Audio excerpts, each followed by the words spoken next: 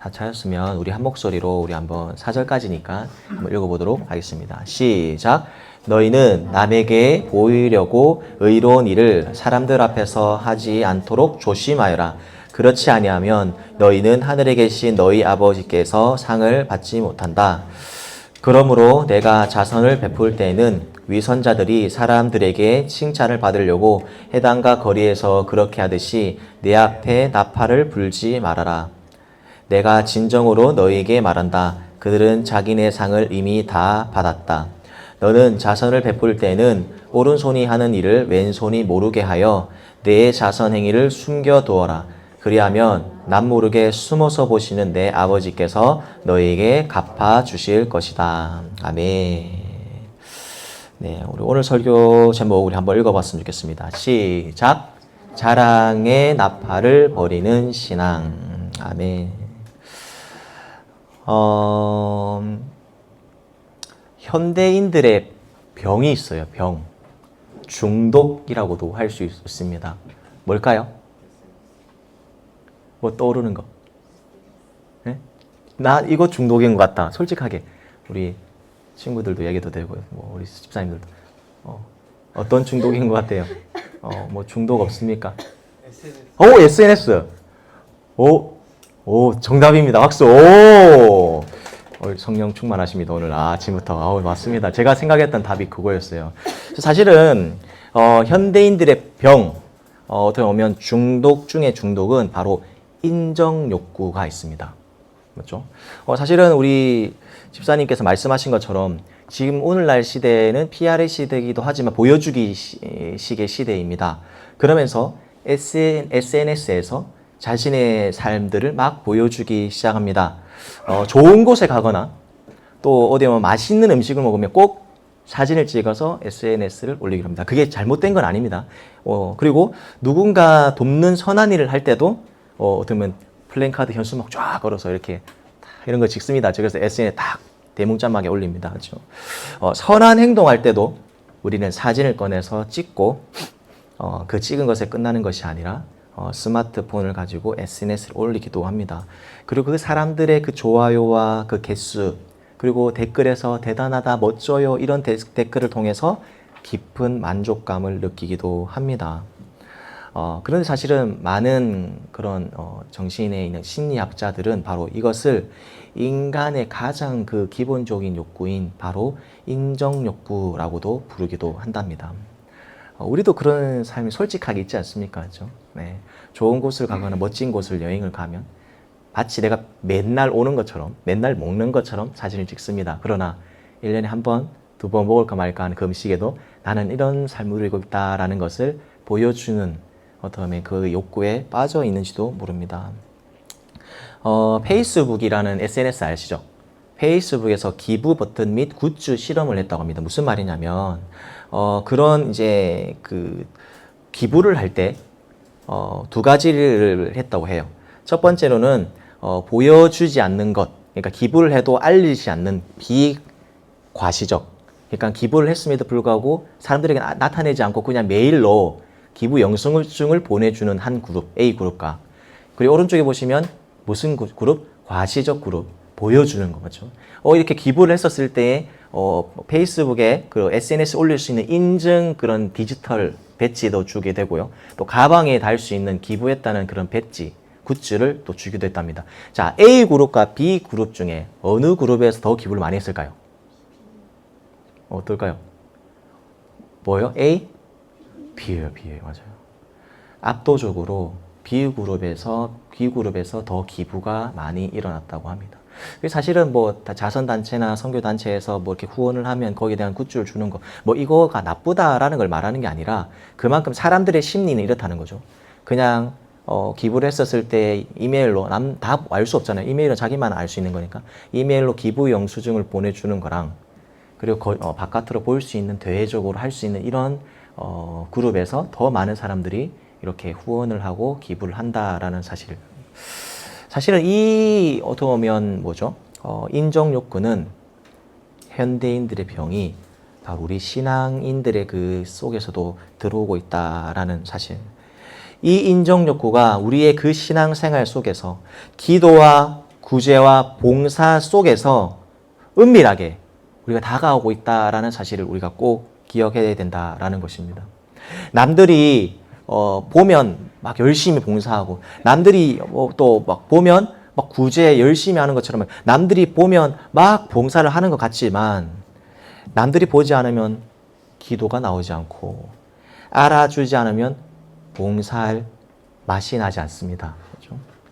그리고 내가 이만큼 교회를 위해서 했는데 왜 날 안 알아줄까? 내가 날 알아주지 않을까? 우리 교역자, 우리 왜 이렇게 날 알아주지 않을까라는 생각을 가질 때도 있습니다. 그리고 내가 이만큼 하는데 왜 저 집사님은 왜 나를 제가 오해하지 마세요. 그냥 하는 겁니다. 어디 방향이 아닙니다. 이게 마이크 들고 하다 보니까 이게 이해하시고요.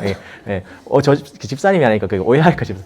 저 집사님 하는데 왜 이 집사님 알아주지 않는가? 내 이렇게 하시는데 왜 이렇게 알아주지 않는가에 대한 그런 섭섭병이 찾아오기도 합니다. 이 섭섭병이 바로 현대인들의 병이 인정 욕구에서 찾아오고 있다. 그것이 바로 우리 신앙생활에도 찾아오고 있다라는 사실.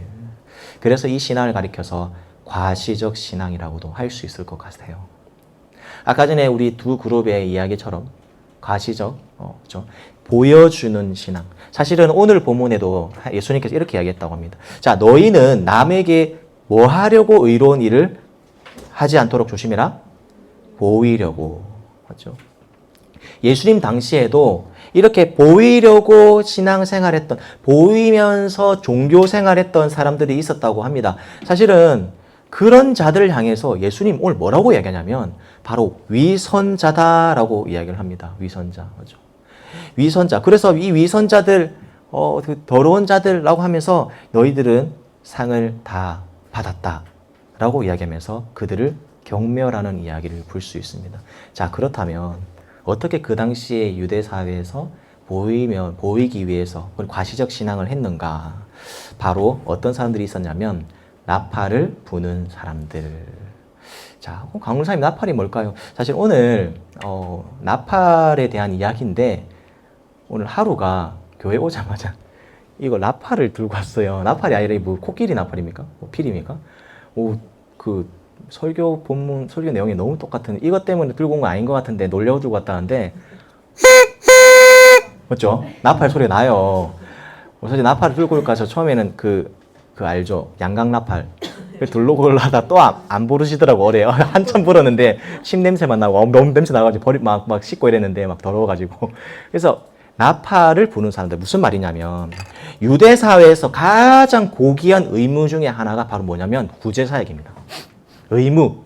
해도 되고 안 해도 되고 문제가 아니라 바로 유대 사회에서 가장 많이 해야 되는 것 중에 하나가 바로 구제. 어려운 사람을 돕는 일.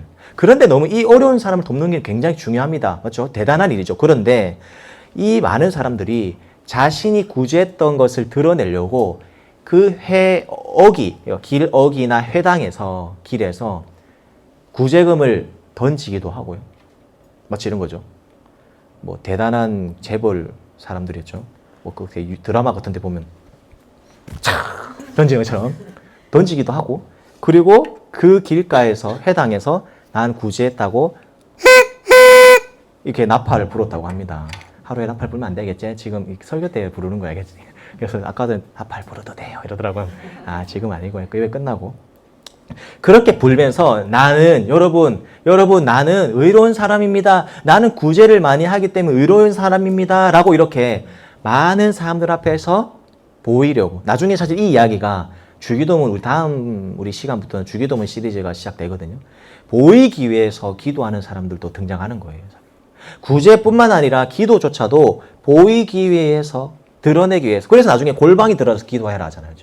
은밀한 중에 보신 하나님께서 들어주실 거다라고 얘기합니다. 나중에. 그 당시 많은 사람들이 이 과시적 신앙에 빠져 있는 거예요. 내가 정말 누구누구를 도와줬어.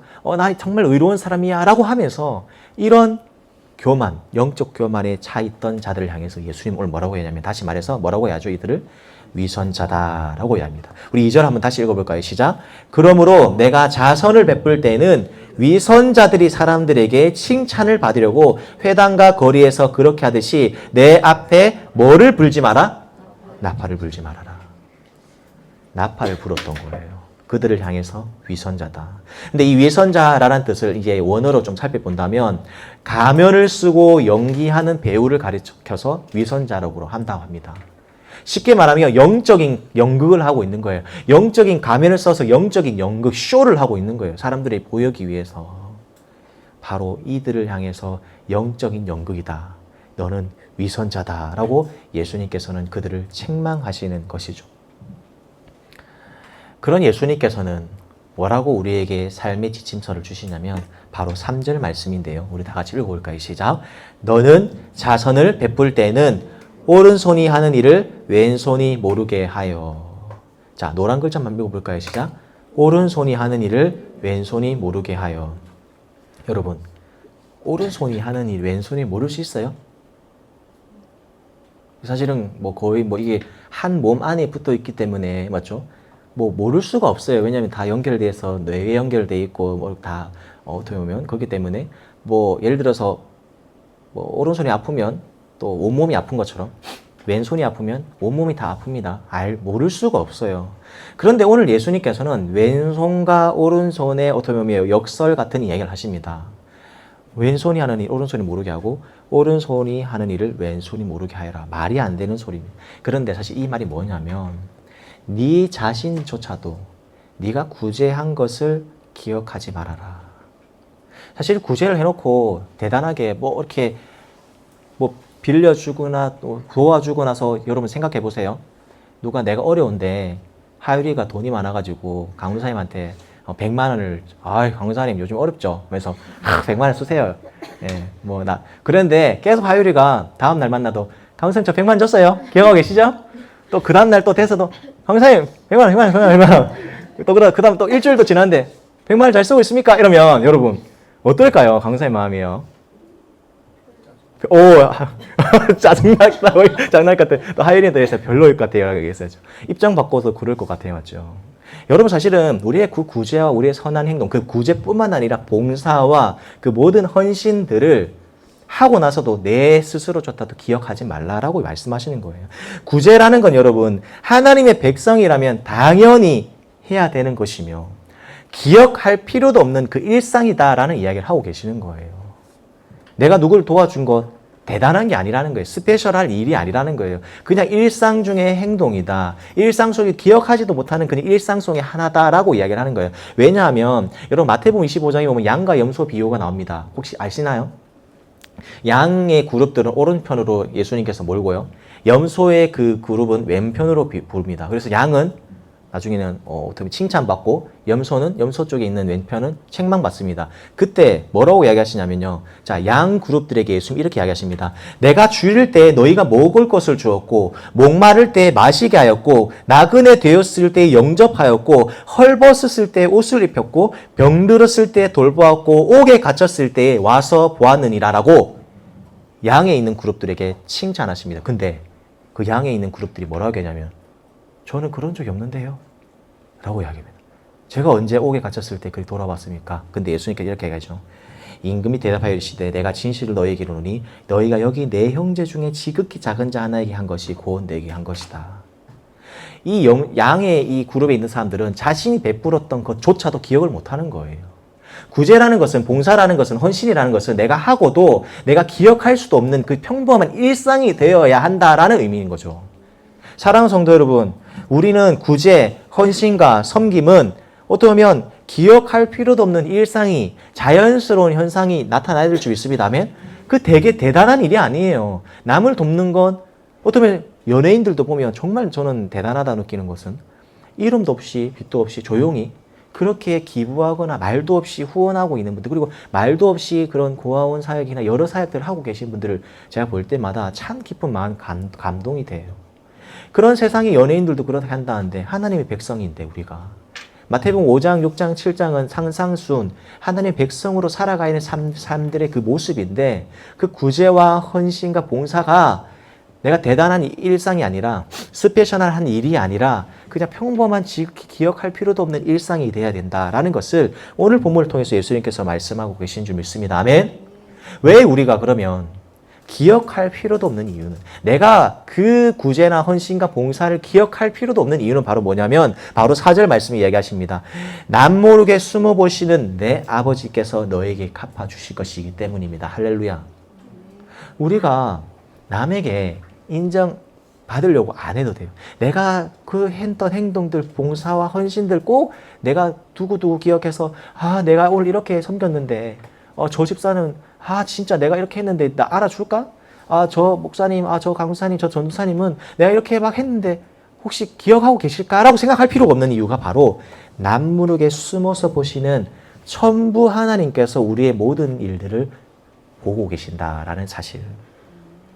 바로 사람들의 시선을 구하는 신앙이 아니라 하나님의 시선을 구하는 신앙으로 살아가야 된다라는 것을 오늘 본문을 통해서 이야기해 주고 계시는 줄 믿습니다. 아멘. 여러분, 나팔을 버립시다. 근데 이 나팔은 오늘 자랑의 나팔입니다. 하루에 나팔 안 버려도 돼, 알겠지? 그 나팔 아니야. 자랑의 나팔을 버립시다. 내가 이렇게 남을 도와줬던 것, 내가 그렇게 구제 사역을 했던 것, 내가 이렇게 봉사했던 것, 선한 일을 했던 것 너무 귀하지만 남들이 다 알아주지 않아도, 그리고 사람들이 다 알아주지 않아도 내가 기억할 필요도 없는 이유는 바로 하나님께서 보고 계시기 때문입니다. 아멘. 여러분, 사람들의 칭찬을 갈구하는 그런 신앙들은요, 늘 목마르고 늘 그 칭찬에 배고파합니다. 그렇죠? 남에게 인정받기 위해서 사역하는 사람들을 보면 되게 불쌍해요. 그렇죠? 사역자들도 동일합니다. 사역을 할 때 그 동기가 그 대상을 정말 사랑해서 사역을 하면 그 사역자도 정말 즐겁게 사역할 수 있거든요. 힘듦이 없어요.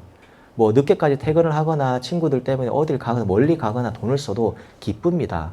그런데 남에게 보이기 위해서 사역하는 자들은 그런 사역을 오래 할 수가 없어요. 사랑하는 성도 여러분, 우리가 해야 될 그 봉사와 헌신과 구제는 일상이 되어야 될 줄 믿습니다. 아멘. 내가 기억할 필요도 없는 일상, 남이 알아주지도 않아도 되는 일상, 하나님이 알아주시고 계시기 때문에 그렇게 묵묵히 걸어갈 수 있다라는 사실. 사람들의 그 눈길이 없는 곳이 바로 진짜 신앙을 증명할 그 자리인 줄 믿습니다. CCTV가 꺼졌다 생각해 보세요. 이 카메라가 꺼졌다 생각해 보세요. 카메라가 꺼지면 그냥 대충 살고, 카메라 켜지면 안녕하십니까 이렇게 하는 사람, 그게 아니죠. 맞죠? 좋아요. 성진이 웃었어요. 아주 감사해요. 네, 좋습니다. 그래서 이런 게 있잖아요. 온앤오프라는 프로그램도 있었잖아요. 온이라는 게 뭐 카메라 켜졌을 때 삶과 그냥 집에 있는 삶, 맞죠? 오프인 삶이 어떤가, 온앤오프라는 그런 프로그램도 있었지 않습니까? 우리가 카메라, CCTV가 만약 영적인 CCTV가 꺼져도 동일하게 우리의 일상이 그런 구제와 헌신과 그 봉사의 삶으로 나타나야 된다라는 사실. 사람들이 보지 못해도 우리를 주목하고 계시는 분이 계십니다. 남모르게 숨어서 보시는 내 아버지께서 너에게 갚아 주실 것입니다. 아멘. 하나님이 계시기 때문에 여러분, 우리가 또 하나님 교회가 지금 계속 세워져 가고 있지 않습니까? 그렇죠? 누구는 또 어떻게 또 헌신하기도 하고, 누구는 어떻게 또 헌신하시기도 하고, 또 각각 다른 삶의 자리에서 그렇게 교회를 세워가고 있습니다. 너무 감사합니다. 그렇죠? 제가 다 이렇게 보고 있지만 제가 미처 보지 못하는 곳도 있을 겁니다. 그러나 하나님께서는 그 모든 수고 다 알고 계신다라는 사실을 꼭 기억했으면 좋겠습니다. 아멘.